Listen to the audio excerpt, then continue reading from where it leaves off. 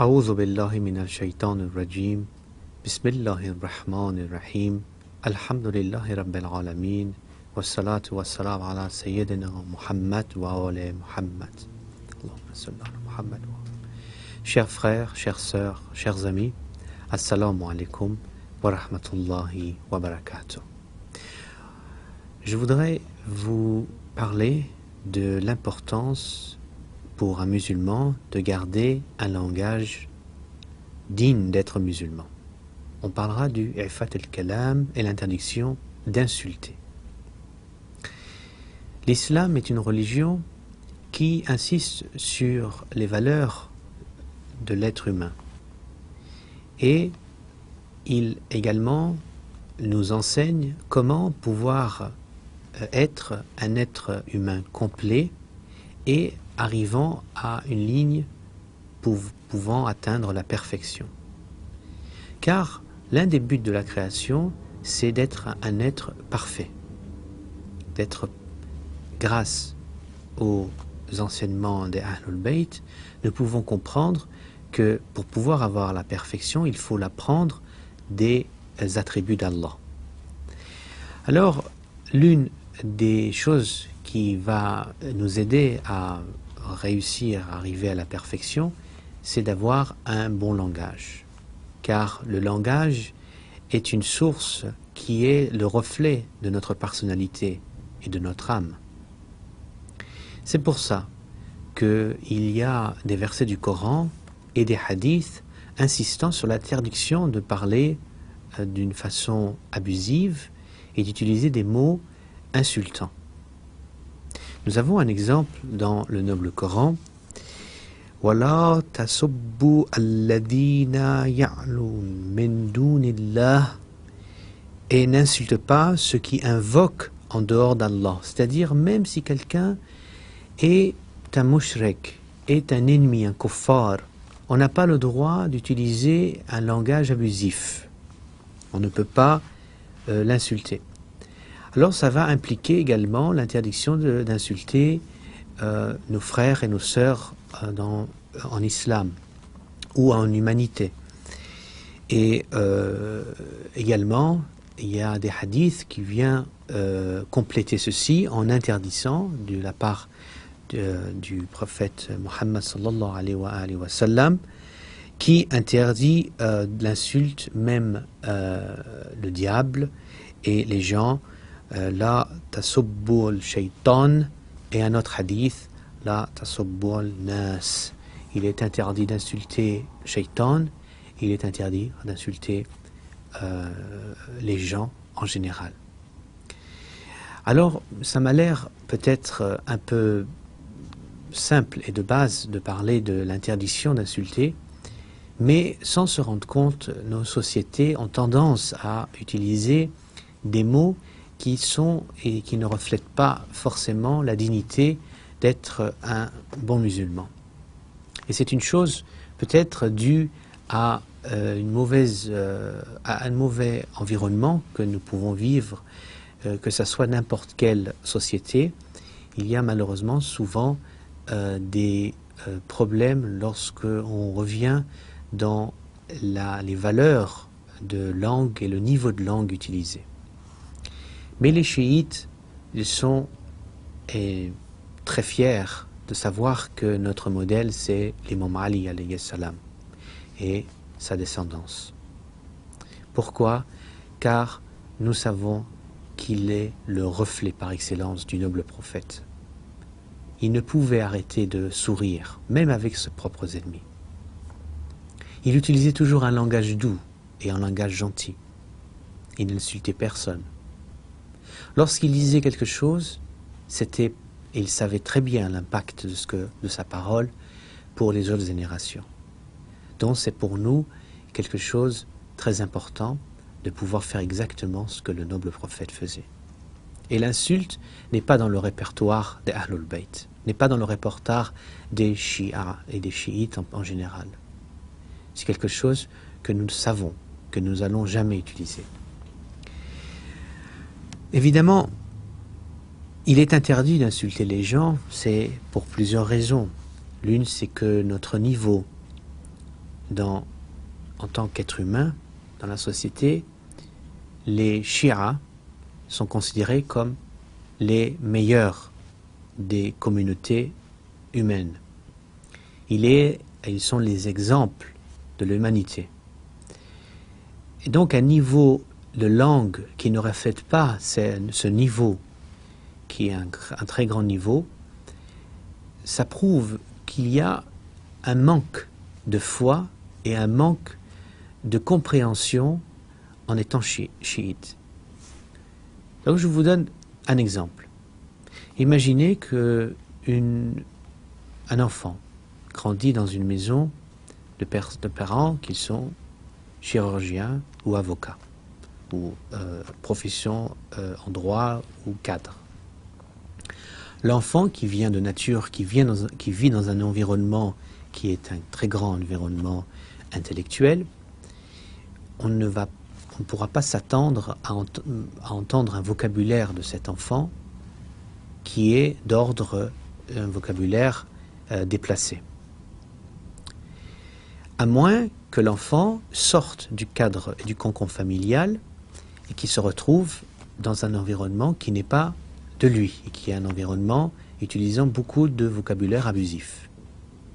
De là, l'enfant va être décalé par rapport à sa famille. C'est comme pour les chiites. Et les chiites, comme je vous dis, les amoureux des Ahlul Bayt, ils reflètent les Ahlul Bayt dans la parole, dans le comportement. Mais lorsqu'ils se retirent de cette ambiance et de cette lumière qui appartient à une lumière unique des Ahlul Bayt, il va dans un environnement qui est éloigné des enseignements du saint prophète. Là, peut-être il peut apprendre des choses qui ne reflètent en rien la communauté du noble prophète. C'est pour ça qu'il faut toujours se remettre en cause et ouvrir les livres de hadith, les livres, surtout le Nahj al-Balagha de l'imam Ali alayhi salam, et savoir et essayer de sentir le type de vocabulaire qui a été utilisé. L'éloquence des Ahlul Bayt et le niveau de langue des Ahlul Bayt nous font bien comprendre que l'être humain doit apprendre à pouvoir développer un vocabulaire qui s'imprègne du vocabulaire des Ahlul Bayt. Il y a quelques années, j'ai été invité à Montréal dans une conférence. Et il était excessivement choquant et surprenant de ma part de voir qu'un fils parlant à son père en versets coraniques. Et le père lui répondait avec des versets coraniques. Et le fils, lorsqu'il manquait ou il voulait ajouter d'autres phrases, il ajoutait des hadiths de Nahj al-Balagha, par exemple en demandant à son père de l'eau, en demandant ou en parlant, en communiquant à son père avec des versets coraniques et des hadiths. Et on voyait cet enfant avait une éloquence exceptionnelle. Et non seulement son éloquence était exceptionnelle, mais ça reflétait son comportement. Évidemment, on peut dire que peut-être dans certaines questions type de débat intellectuel, est-ce que le langage forme la pensée? Je pourrais dire que le langage contribue fortement à la maturité et la formation de la personnalité. Et c'est vice-versa.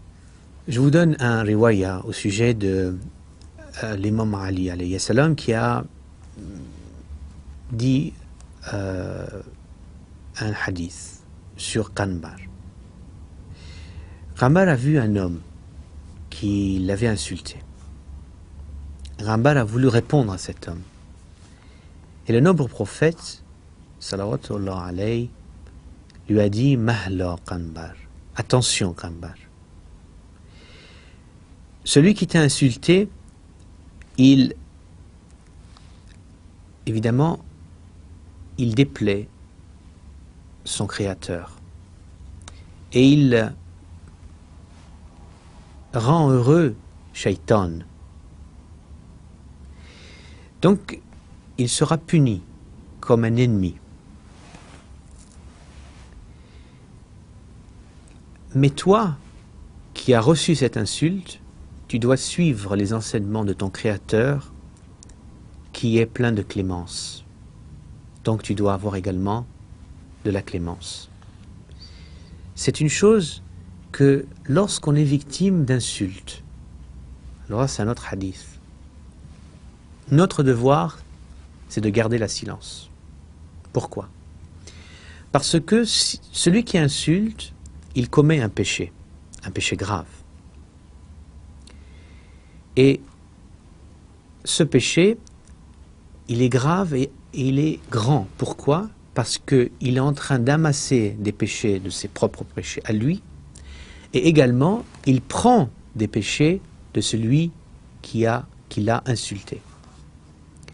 Donc, celui qui est victime de cette insulte doit rester silencieux et ne doit rien dire. Lorsqu'il ne dit plus rien, donc, il ne commet aucun péché, et ses propres péchés sont pris de celui qui l'a insulté.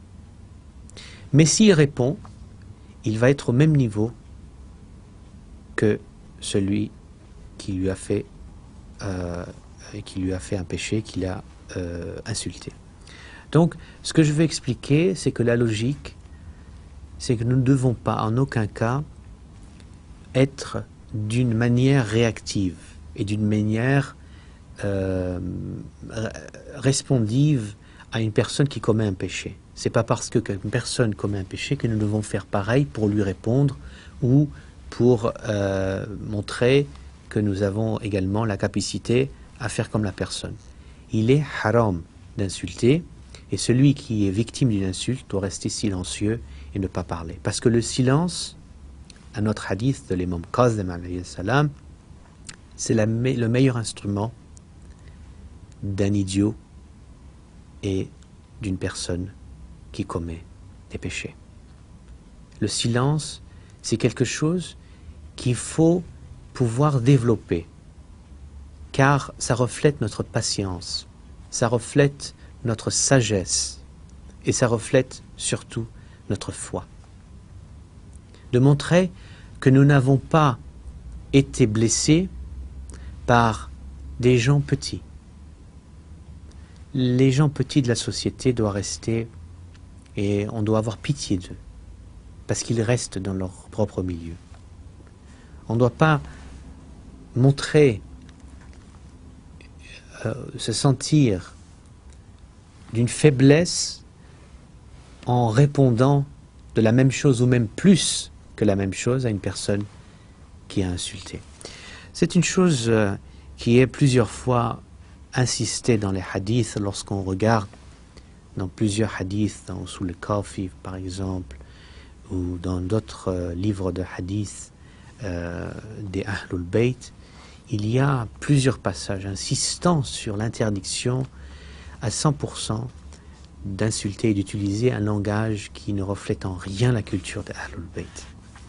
Alors il y a encore plus grave, c'est insulter ses parents. C'est Akbar Kaba'ir, c'est le plus grand des péchés pour un homme d'utiliser un langage obscène à ses parents. Et qu'est-ce qui se passe? C'est que celui qui insulte ses parents, il a le la'an, il a la malédiction divine sur la personne qui a insulté ses parents. Parce qu'en fait, insulter ses parents, son père, sa mère, ou le père ou la mère de quelqu'un d'autre, ça prouve que la personne est une personne maudite, qui vient peut-être d'un enfant illégitime, ou peut-être qui est une personne qui est complètement sous l'emprise du shaitan. Regardez Yazid, la'natullah alayhi. Yazid, le fils de Muawiyah, qui a été sans scrupule lorsqu'il a voulu rendre martyr l'imam Hussein alayhi salam. Il était connu pour son forme de langage qui était un langage déplacé, un langage pervers, un langage irrespectueux, qui utilisait beaucoup d'insultes, en parlant de l'un, en parlant de l'autre.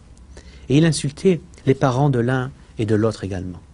Et la raison pour laquelle il ne pouvait s'arrêter à utiliser un langage obscène, c'est parce qu'il était d'un enfant illégitime. ibn Zina.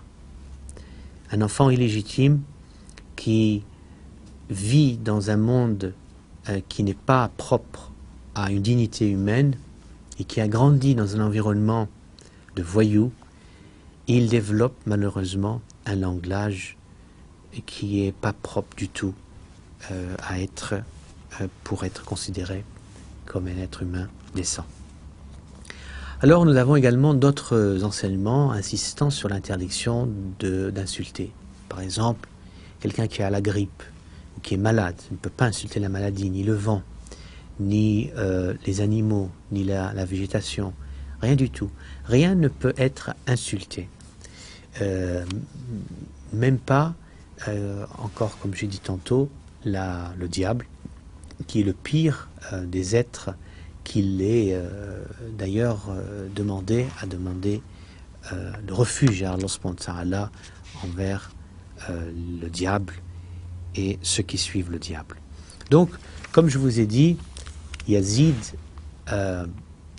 est une personne qui utilisait beaucoup l'insulte. Et d'ailleurs, nous voyons même avant et après les gouverneurs qui étaient despotiques du monde musulman souvent suivaient ce même genre de culture en développant l'insulte et un langage obscène et un langage déplacé.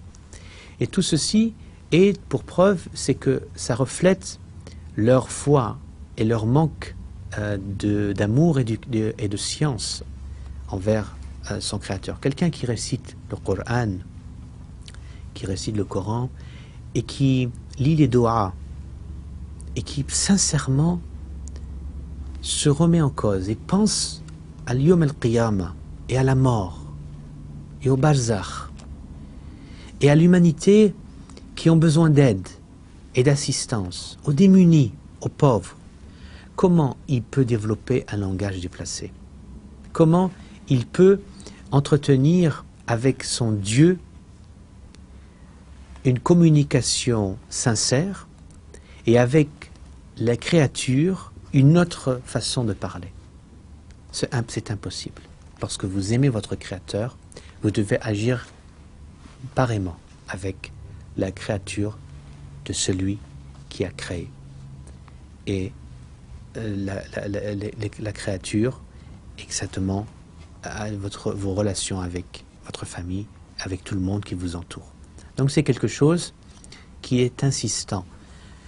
Sab, l'insulte, n'est pas considéré comme une culture islamique. Toute personne qui utilise un langage obscène n'est pas de la communauté musulmane. Maintenant, il y a des petites nuances et des différences. L'an, ou traduit en français comme malédiction, qui est mal traduit, est différent du sab, ou de l'insulte. Maintenant, il y a différentes façons de voir les choses. C'est que le lan, c'est en fait un doa, une invocation que nous faisons à Allah subhanahu wa ta'ala. Et nous lui demandons de retirer et d'éloigner sa clémence envers telle ou telle personne. Ça, c'est le lan. Malédiction, c'est une conception non musulmane. Ce n'est pas une conception musulmane chiite. Donc, lan n'est pas une insulte, mais c'est une invocation, je vous le dis encore une fois. Dans le Coran, qui invoque le la'an et cette distance du rahma envers une personne. Par exemple,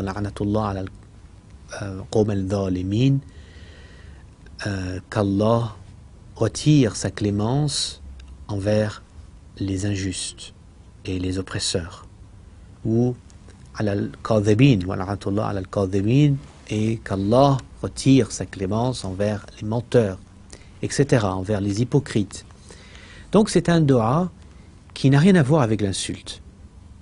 Et même la traduction malédiction n'est pas une bonne traduction, étant donné que personne ne maudit personne, mais nous invoquons Allah, son rahma, sa clémence, pour les gens, pour l'humanité et pour les gens qui sont perdus et qui ont besoin de la guidance. Donc, voilà, c'est une différence. Maintenant, nous avons également un autre type de sab, on n'appelle pas ça une insulte, mais on appelle ça une métamorphose ou une comparaison de certains aspects ou caractères de comportement humain avec des animaux. Par exemple, dans le Coran, certaines personnes ont été comparées à des chiens, kamethil kelb. Alors, c'est les traits de leur comportement ou leur péché fait refléter certains points ou certains traits de caractère d'animaux, comme le chien par exemple, ou le cochon, ou le singe. Tout ceci est dans le Coran et c'est en fait pour bien insister, c'est une emphase à montrer que certains aspects de comportement de certaines personnes ressemblent à des comportements de certains animaux. Mais ceci n'est pas une insulte.